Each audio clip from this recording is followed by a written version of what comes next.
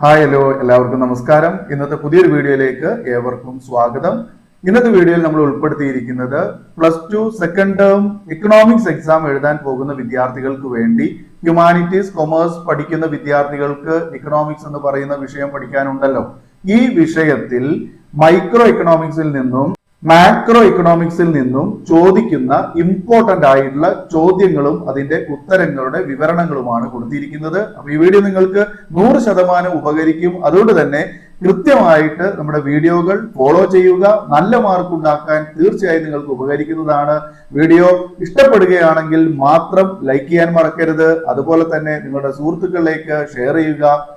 അതുപോലെ ആദ്യമായിട്ടാണ് നമ്മുടെ വീഡിയോ കാണുന്നതെങ്കിൽ തീർച്ചയായും ഒന്ന് സബ്സ്ക്രൈബ് ചെയ്യുക. തൊട്ടടുത്തുള്ള ബെൽ ബട്ടൺ ഓൾ എന്ന് എനേബിൾ ചെയ്തു വെക്കുക. അപ്പോൾ ഇന്ന് നമ്മൾ പറയാൻ പോകുന്നത് ശ്രദ്ധിക്കുക, സെക്കൻഡ് ടേം എക്സാം, അതായത് നമ്മളുടെ ക്രിസ്മസ് എക്സാമിന് എന്തൊക്കെയാണ് നമ്മുടെ ഇക്കണോമിക്സ് എന്ന് പറയുന്ന വിഷയത്തിൽ നമ്മൾ കാണേണ്ടത്, അല്ലെങ്കിൽ ചെയ്തു പോകേണ്ടത്, പഠിച്ചു പോകേണ്ടത് എന്ന കാര്യമാണ് പ്രധാനമായിട്ട് ഉൾപ്പെടുത്തിയിരിക്കുന്നത്.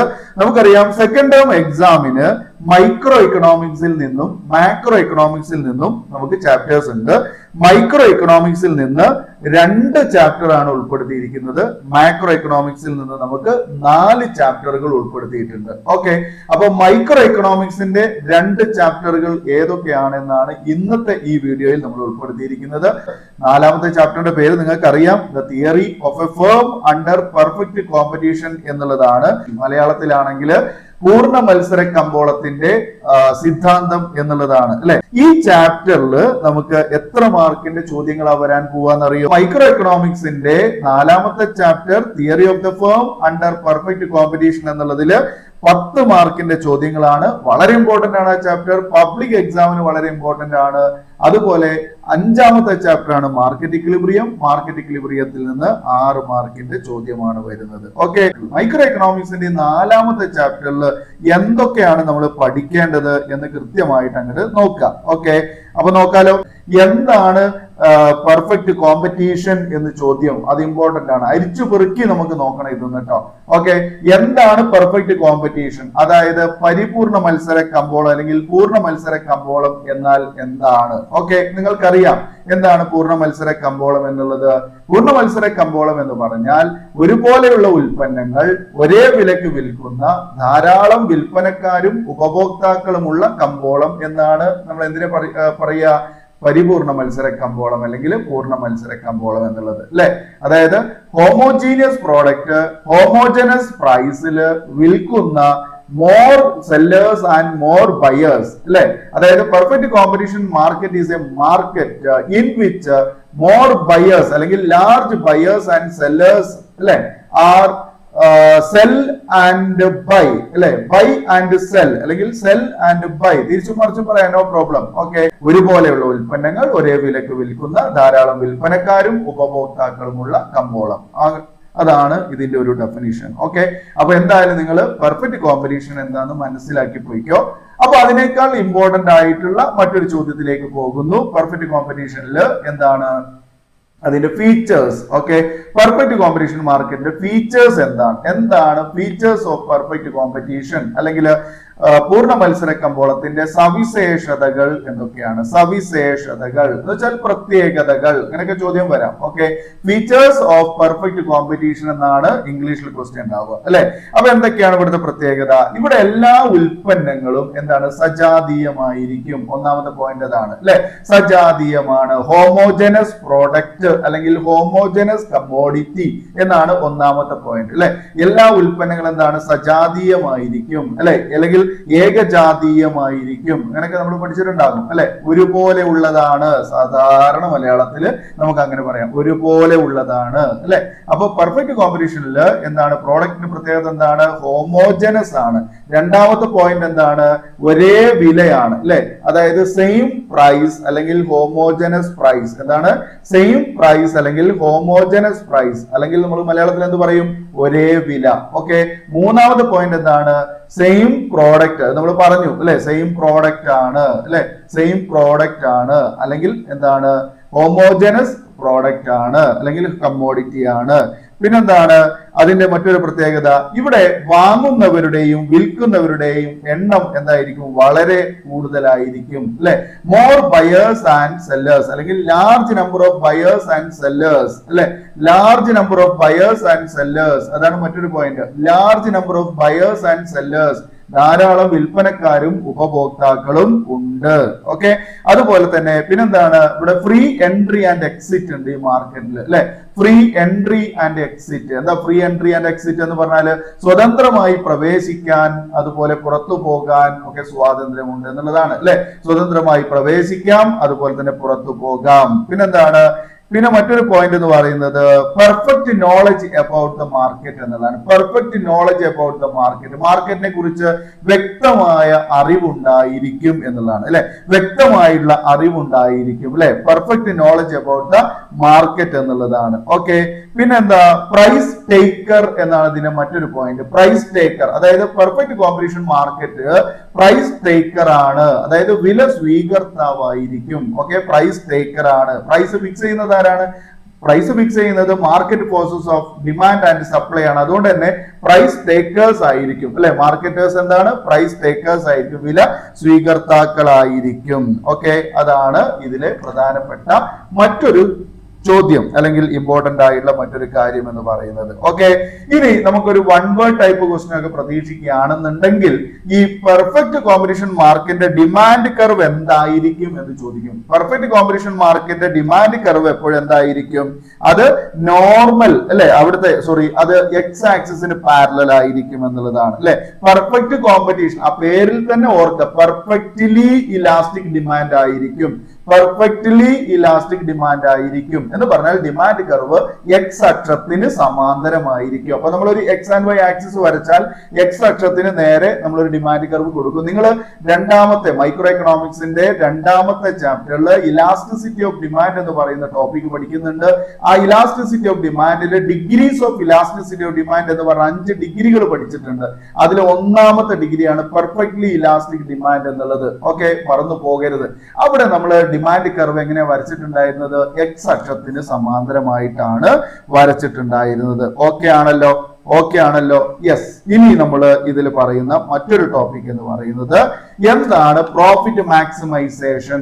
അതൊരു 4 മാർക്ക് അല്ലെങ്കിൽ ഒരു എസ്സേ, ഇമ്പോർട്ടന്റ് ആയിട്ടുള്ളതാണ്, വെരി വെരി ഇമ്പോർട്ടന്റ് ആണ്. എന്താ profit maximisation under perfect competition. Okay, എന്താണ് പ്രോഫിറ്റ് മാക്സിമൈസേഷൻ എന്ന് പറഞ്ഞാൽ? എന്താണ് ലാഭം അല്ല പരമാവധിയാക്കൽ എന്ന് പറഞ്ഞാൽ? അപ്പൊ അവിടെ ചോദിക്കുന്ന മറ്റൊരു കണ്ടീഷനും കൂടെ ഉണ്ട്. What are the conditions of profit maximisation under perfect competition? What are the profit maximisation അല്ലെങ്കിൽ conditions of the profit maximisation under perfect competition? Perfect കോമ്പറ്റീഷന്റെ എന്താണ് പ്രോഫിറ്റ് മാക്സിമൈസേഷന്റെ കണ്ടീഷൻസ് എന്തൊക്കെയാണെന്നുള്ളതാണ്. എന്തൊക്കെയാണ് കണ്ടീഷൻസ്? ഓർമ്മ ഉണ്ടോ? ഒന്നാമത്തെ എന്താണ്? ഒന്നാമത്തെ point MC is equal to MR അല്ലെ. MC is equal to MR എന്താണ്? Marginal cost curve marginal revenue കർവുമായിട്ട് എന്തായിരിക്കണം? ഈക്വൽ ആയിരിക്കണം, തുല്യമായിരിക്കണം. അതായത് MC equal to MR എന്ന് എഴുതിയാൽ മതി. Okay, first point MC is equal to MR. Okay, MC സമം MR എന്ന് എഴുതുക. അതാണ് ഒന്നാമത്തെ കാര്യം. രണ്ടാമത്തെ എന്ന് പറയുന്നത് എന്താണ്? MC cut the MR from below എന്നുള്ളതാണ് അല്ലെ. അതായത് MC കർവ് MR കർവിനെ താഴെ നിന്ന് ഖണ്ഡിക്കണം എന്നാണ്. ഓക്കെ, MC കർവ് MR കർവിനെ താഴെ നിന്ന് ഖണ്ഡിക്കണം. ഓക്കെ, ആ കർവ് നിങ്ങൾക്ക് അറിയണ്ടാകും. കർവ് ഞാൻ ഇവിടെ കാണിക്കാം. ഓക്കെ, അപ്പൊ നിങ്ങൾ അത് മനസ്സിലാക്കുക. ഇവിടെ MC കർവ് MR കർവിനെ താഴെ നിന്ന് ഖണ്ഡിക്കുന്നു എന്നുള്ളതാണ്. ഓക്കെ, രണ്ടാമത്തെ കാര്യം. ഇനി മൂന്നാമത്തെ പോയിന്റ് എന്ന് പറയുന്നത് എന്താണ്? Price is equal to ABC or greater than ABC എന്നുള്ളതാണ് അല്ലെ. Price is equal to or greater than ABC. അതായത് ഷോർട്ട് റണ്ണില് ഹ്രസ്വ കാലയളവില് വില എന്ന് പറയുന്നത് എന്താണ്? ABCക്ക് തുല്യമോ ABCയേക്കാൾ കൂടുതലോ ആയിരിക്കണം. ഒക്കെ അങ്ങനെ എഴുതുക. Price is greater than or equal ABC. Price is equal or greater than ABC. Okay, അപ്പൊ അതിന്റെ കർവ് കാണുമ്പോൾ നിങ്ങൾക്ക് ഇത് മനസ്സിലാക്കാം കേട്ടോ. അപ്പൊ ഈ 3 പോയിന്റ് കൃത്യമായിട്ട് പഠിക്കുക, 3 പോയിന്റ് എക്സ്പ്ലെയിൻ ചെയ്യുക. അതുപോലെ തന്നെ അതായത് 3 പോയിന്റ് എഴുതുക. 3 പോയിന്റിന് ശേഷം നമ്മൾ അതിന്റെ കർവ് വരയ്ക്കുക, പ്രോഫിറ്റ് മാക്സിമൈസേഷനെ കാണിക്കുന്ന കർവ് വരയ്ക്കുക. ആ കർവിനെ എക്സ്പ്ലെയിൻ ചെയ്ത് കഴിഞ്ഞാൽ നമുക്കത് എന്താണ് ഒരു 4 മാർക്കിന്റെ ചോദ്യമായിട്ട് പരിഗണിക്കുന്നതാണ്. ചിലപ്പോൾ അത് SIയിലേക്ക് 8 മാർക്കിലേക്ക് കണക്ട് ചെയ്യും. 8 മാർക്കിലേക്ക് ആകുമ്പോൾ അവിടെ വേറൊരു ചോദ്യം കൂടെ കണക്ട് ചെയ്തിട്ട് ആണ് അതിനെ 8 മാർക്കിലേക്ക് കൊണ്ടുവരിക. ഏതാണത്?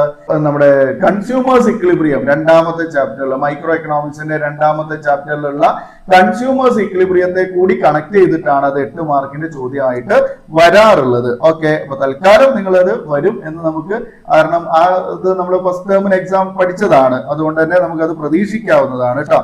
ഓക്കെ, പിന്നെ ഇവിടെ നമുക്ക് എന്താണ് പ്രധാനമായിട്ടും നമുക്കൊരു പ്രോബ്ലം ടൈപ്പ് അല്ലെങ്കിൽ ഒരു കാൽക്കുലേഷൻ ടൈപ്പ് ഒരു ക്വസ്റ്റ്യൻ ചോദിക്കുകയാണെന്നുണ്ടെങ്കിൽ ക്വാണ്ടിറ്റിയും പ്രൈസും തന്നു കഴിഞ്ഞാൽ അവിടെ നമുക്ക് TR AR MR calculation, okay, TR AR MR calculation, total revenue, average revenue, marginal revenue calculation പ്രതീക്ഷിക്കാം. ഓക്കെ, അപ്പൊ പ്രൈസും ക്വാണ്ടിറ്റിയും തന്നാൽ TR AR MR എങ്ങനെ കാണും, അല്ലെങ്കിൽ ക്വാണ്ടിറ്റിയും അതുപോലെ തന്നെ TR തന്നാൽ AR ഉം MR ഉം എങ്ങനെ കാൽക്കുലേറ്റ് ചെയ്യാം, അതൊക്കെ ഒന്ന് കൃത്യമായിട്ട് മനസ്സിലാക്കി പോവുക. ഓരോന്നിന്റെ ഇക്വേഷൻസ് കൃത്യമായിട്ട് നിങ്ങൾ പഠിച്ചിരിക്കണം. ഓക്കെ, അപ്പോ ഇത് അറിയാത്തവർ ആരെങ്കിലും ഉണ്ടെങ്കിൽ, ഈ കാൽക്കുലേഷൻസ് ഒക്കെ അറിയാത്തവരുണ്ടെങ്കിൽ നമ്മുടെ ചാനലിന് മുൻപ്, അതായത് കഴിഞ്ഞ വർഷവും അതിന് മുന്നത്തെ വർഷമൊക്കെ വീഡിയോകളുണ്ട്.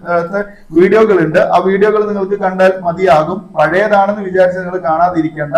ഓക്കെ, ചില ആളുകളൊക്കെ ഇങ്ങനെ കമന്റ് ഇടാം, 2025 കാണുന്നവരുണ്ടോ എന്നൊക്കെ പറഞ്ഞ് കമന്റ് ഇടാം. അത് കണ്ടിട്ടുണ്ട്. പക്ഷെ അതുകൊണ്ടൊന്നും നിങ്ങൾക്ക് ഒരു പ്രയാസമില്ല. പഴയതാണെന്ന് വിചാരിച്ചിട്ട് അത് തന്നെയാണ് നമുക്ക് ഇപ്പോൾ പഠിക്കാനുള്ളത്. അതുകൊണ്ട് തന്നെ ആ പറഞ്ഞ കാര്യങ്ങൾ ഇപ്പൊ പഠിച്ചാൽ നിങ്ങൾക്ക് നഷ്ടമൊന്നും വരില്ല എന്നാണ് ഉദ്ദേശിച്ചത്. ഓക്കെ, ഇനി നമുക്ക് പ്രധാനപ്പെട്ട മറ്റു 2 ആശയങ്ങളാണ്. ഒന്ന് ഷട്ട് ഡൗൺ പോയിന്റ്, മറ്റൊന്ന് ബ്രേക്ക് ഈവൺ പോയിന്റ്. എന്താണ് ഷട്ട് ഡൗൺ പോയിന്റ് എന്ന് പഠിക്കണം, അതുപോലെ തന്നെ ബ്രേക്ക് ഈവൺ പോയിന്റ് എന്താണെന്ന് പഠിക്കണം. ഓക്കെ, ഷട്ട് ഡൗൺ പോയിന്റ് എന്ന് പറഞ്ഞാൽ അടച്ചുപൂട്ടൽ ബിന്ദു എന്നാണ് നമ്മൾ മലയാളത്തിൽ പറയുക. ഓക്കെ, അടച്ചുപൂട്ടൽ ബിന്ദു എന്ന് പറയും. അത് ചിലപ്പോൾ 1 വേർഡ് ചോദിക്കാറുണ്ട്. ഏതാണ് ഒരു സ്ഥാപനത്തിന്റെ ഷട്ട് ഡൗൺ പോയിന്റ് ഏതാണ്, എപ്പോഴാണ് ഒരു സ്ഥാപനം ഷട്ട് ഡൗൺ ചെയ്യുക എന്നുള്ളത്. അപ്പൊ ABC അതായത് പിന്നെ ABCയുടെ മിനിമം ബിന്ദുവിലാണ്, അതായത് പ്രൈസ് ABCയുടെ മിനിമം ആകുമ്പോൾ, അല്ലെങ്കിൽ മിനിമം എങ്കിലും ലഭിക്കണം എന്നുള്ളതാണ്. അപ്പൊ അത്രയും ലഭിക്കുന്നില്ല എങ്കിൽ അവിടെ നമ്മൾ ഷട്ട് ഡൗൺ ചെയ്യേണ്ടി വരും എന്നുള്ളതാണ്. കൃത്യമായിട്ട് പഠിച്ചോളുക. അതുപോലെ തന്നെ ലാഭനഷ്ടരഹിത ബിന്ദു. അപ്പൊ ഇങ്ങനെ മനസ്സിലാക്കുക, അതായത് ഷട്ട് ഡൗൺ പോയിന്റ് എന്താണെന്ന് ചോദിക്കും. അതായത് മിനിമം ഓഫ് ABC എന്നാണ് അതിന്റെ answer. Shut down point 1 word ചോദിക്കുകയാണെങ്കിൽ ആൻസറിൽ ഉണ്ടാവും മിനിമം ഓഫ് ABCയുടെ മിനിമം എന്നുണ്ടാവും. ABCയുടെ മിനിമം എന്നുണ്ടാകും. ഓക്കെ, അതാണ് അതിന്റെ 1 വേർഡിൽ ആൻസർ വരുന്നത്. ഷട്ട് ഡൗൺ പോയിന്റ് എന്താണെന്നുള്ളത് ആണെങ്കിൽ. ഓക്കെ, അതുപോലെ എന്താണ് ഈ break even point? Break even point എന്ന് പറഞ്ഞാൽ എന്താണ്? ലാഭനഷ്ടരഹിത ബിന്ദു എന്നാണ് മലയാളം. ബ്രേക്ക് ഈവൺ പോയിന്റ് എന്താണ്? ലാഭനഷ്ടരഹിത ബിന്ദു. അതായത് ലാഭവും ഇല്ല, നഷ്ടവും ഇല്ല എന്ന് വെച്ചാല് എന്താണ്? നോ പ്രോഫിറ്റ് നോ ലോസ് എന്നുള്ളതാണ്. Okay, no profit and no loss എന്ന് വെച്ചാല് TC is equal to TR എന്നുള്ളതായിരിക്കും. TC is equal to TR അല്ലെങ്കിൽ TR is equal to TC തിരിച്ചു എഴുതാം. Okay, TR is equal to TC. അതാണ് എന്ത് അവിടെ ലാഭനഷ്ടരഹിത ബിന്ദു എന്ന് വിളിക്കുന്നത്. ഓക്കെ, അത്രയും കാര്യങ്ങൾ അതിൽ മനസ്സിലാക്കുക. പിന്നെ നമുക്ക് ഈ ചാപ്റ്ററിൽ വരുന്നത് സപ്ലൈയുമായി ബന്ധപ്പെട്ട കാര്യങ്ങളാണ്. അപ്പൊ സപ്ലൈയില് പ്രധാനമായിട്ടും ഇവിടെ ചോദിക്കാൻ പറ്റുന്നത് ഡിറ്റർമിനൻസ് ഓഫ് ഫേം സപ്ലൈ എന്നുള്ളതാണ്. അതായത് ഒരു ഫേമിന്റെ സപ്ലൈയെ സ്വാധീനിക്കുന്ന ഘടകങ്ങൾ എന്തെല്ലാമാണ്? ഡിറ്റർമിനൻസ്, ഓക്കെ, നിർണയിക്കുന്ന ഘടകങ്ങളാണ്. Factors determining of A supply curve എന്നുള്ളത് ചോദിക്കുക, അല്ലെങ്കിൽ ഫേം സപ്ലൈ കർവ്. ഒരു ഫേമിന്റെ സപ്ലൈ കർവിനെ നിർണയിക്കുന്ന അല്ലെങ്കിൽ സ്വാധീനിക്കുന്ന പ്രധാനപ്പെട്ട ഘടകങ്ങൾ എന്തൊക്കെയാന്നുള്ളത് നിങ്ങൾ പഠിച്ചതാണ്. 3 കാര്യങ്ങളുണ്ട്. ഒന്ന് എന്താണ്? ടെക്നോളജിക്കൽ പ്രോഗ്രസ് ആണ്, അതായത് സാങ്കേതിക വിദ്യയിലെ പുരോഗതി. ടെക്നോളജിക്കൽ പ്രോഗ്രസ്, സാങ്കേതിക വിദ്യയിലെ പുരോഗതി. രണ്ടാമത്തേത് എന്താണ്? പ്രൈസ് ഓഫ് ദ ഗുഡ് ആണ്. പ്രൈസ് ഓഫ് ദ ഗുഡ് അല്ലെങ്കിൽ price of raw material. Okay, price of raw material, അസംസ്കൃത വസ്തുക്കളുടെ വില എന്നുള്ളതാണ്. ദെൻ മൂന്നാമത്തേത് യൂണിറ്റ് ടാക്സ് ആണ്. യൂണിറ്റ് ടാക്സ് ഇത് ഗവൺമെന്റ് ചുമത്തുന്ന നികുതിയാണ്. ഓക്കെ, അത് വളരെ വളരെ ഇമ്പോർട്ടന്റ് ആണ്. ഒരു കാരണവശാലും നിങ്ങൾ അത് മറന്നു പോകരുത്. പിന്നെ നമുക്കതില് ഈ എന്താണ് ഇലാസ്റ്റിസിറ്റി ഓഫ് സപ്ലൈ അങ്ങനെയുള്ള ഭാഗങ്ങളൊക്കെയാണ്. അത് ഡിമാൻഡിന്റെ നേരെ ഓപ്പോസിറ്റ് ആണ്. അതിനൊന്നും ഞാൻ അത്ര ഇമ്പോർട്ടൻസ് നൽകുന്നില്ല. ഓക്കെ, ഇനി നമ്മൾ അഞ്ചാമത്തെ ചാപ്റ്ററിലേക്ക് പോകുന്നു, കമ്പോള സന്തുലിതാവസ്ഥ. കമ്പോള സന്തുലിതാവസ്ഥ എന്ന് പറയുന്നതിൽ, അതായത് മാർക്കറ്റ് ഇക്വിലിബ്രിയം എന്ന് പറയുന്നതിൽ 6 മാർക്കിന്റെ ചോദ്യങ്ങളാണ് നമുക്ക് പ്രതീക്ഷിക്കാനുള്ളത്. അവിടെ നമ്മൾ എന്താണ് മാർക്കറ്റ് ഇക്വിലിബ്രിയം, കമ്പോള സന്തുലിതാവസ്ഥ എന്താണ്, അതുപോലെ തന്നെ എക്സസ് ഡിമാൻഡ് എന്താണ്, എക്സസ് സപ്ലൈ എന്താണ്, അതൊരു ഇമ്പോർട്ടന്റ് ടോപ്പിക് ആണ്. ഓക്കെ, മാർക്കറ്റ് ഇക്വിലിബ്രിയം, അതുപോലെ തന്നെ എക്സസ് ഡിമാൻഡ്, എക്സസ് സപ്ലൈ.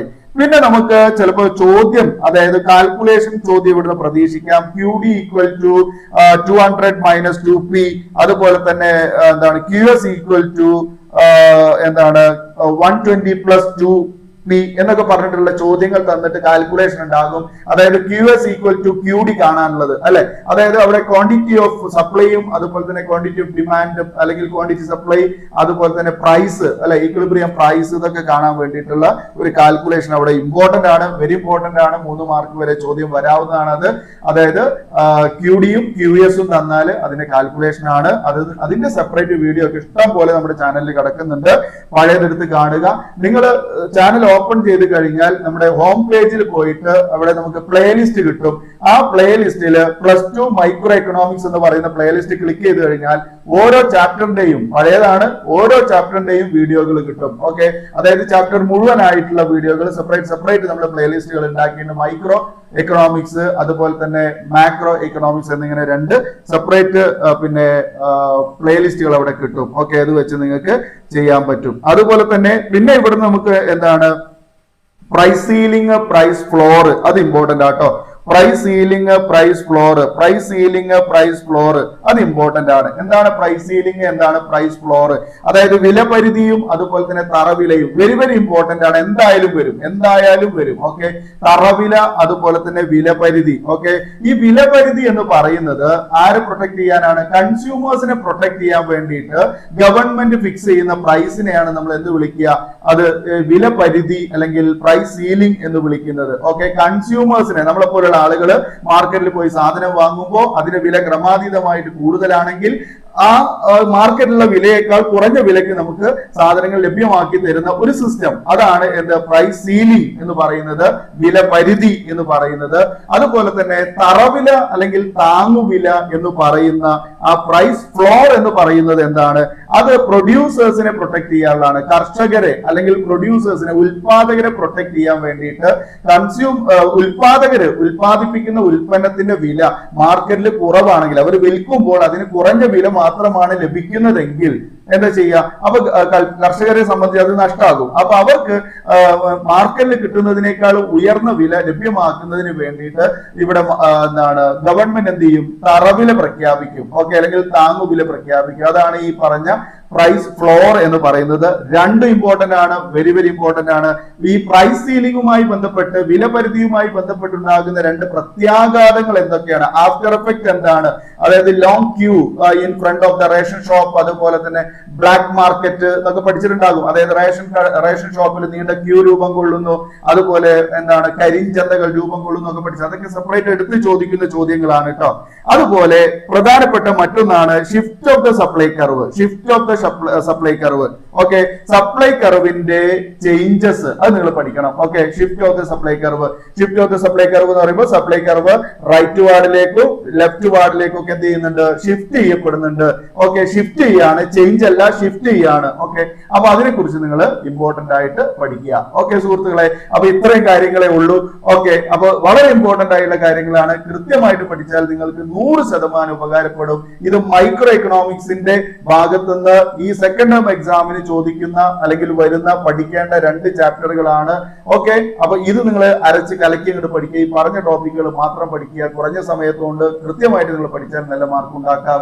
അപ്പൊ നമുക്ക് അടുത്ത ദിവസം മാക്രോ എക്കണോമിക്സിന്റെ ഓരോ ചാപ്റ്റേഴ്സിനെ എടുത്ത് പരിശോധിക്കാം. മാക്രോ എക്കണോമിക്സിൽ നമ്മൾ 1 മുതൽ 4 ചാപ്റ്റേഴ്സ് ആണ് പഠിക്കാനുള്ളത്. ഞാൻ നേരത്തെ പറഞ്ഞു കഴിഞ്ഞതാണ്. ഓക്കെ, അപ്പൊ അതിനെ കുറിച്ചുള്ള കാര്യങ്ങളൊക്കെ നമുക്ക് അടുത്ത ക്ലാസ്സിൽ നോക്കാം. അപ്പോൾ നിങ്ങൾക്ക് ഈ ഒരു ക്ലാസ്സിനെ സംബന്ധിച്ച് നിങ്ങളുടെ അഭിപ്രായം എന്താണെന്ന് കൃത്യമായിട്ട് അറിയിക്കുക, കമന്റ് ചെയ്യുക. ഓക്കെ, അപ്പൊ എന്തെങ്കിലും മാറ്റം വരുത്താനുണ്ടെങ്കിൽ തീർച്ചയായും മാറ്റങ്ങൾ വരുത്തുന്നതായിരിക്കും. ഇനി നമുക്ക് വീണ്ടും പുതിയൊരു ടോപ്പിക്കുമായി പുതിയ വീഡിയോ കാണാം. വീഡിയോ കണ്ടിരുന്ന എല്ലാവർക്കും നന്ദി. Thanks for watching.